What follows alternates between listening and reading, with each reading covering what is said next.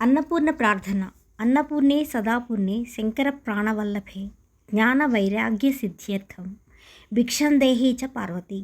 భావం: ఎల్లవేళలా పూర్ణమయ స్వరూపిణివైన అన్నపూర్ణ, శంకర్ని ప్రియపత్ని ఓ పార్వతి, జ్ఞాన వైరాగ్యములు కలుగుట కొరకై నిన్ను భిక్షను అర్థిస్తున్నాను తల్లి. వీడియో నచ్చితే లైక్ చేసి సబ్స్క్రైబ్ చేయండి.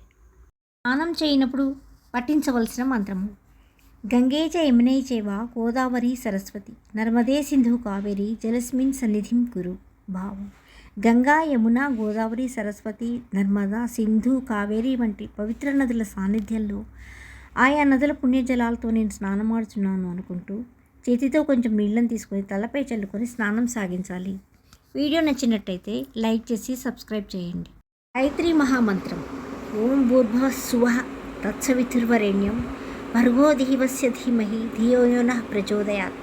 భావం: ప్రాణస్వరూపం, దుఃఖనాశకం, సుఖస్వరూపం, శ్రేష్టము, తేజస్సు గల పాపనాశకం, దైవస్వరూపమైన పరమాత్మను అంతరాత్మను ధరించదను కాక. ఆ పరమాత్మ మా బుద్ధిని సన్మార్గం ప్రేరేపించుగాక.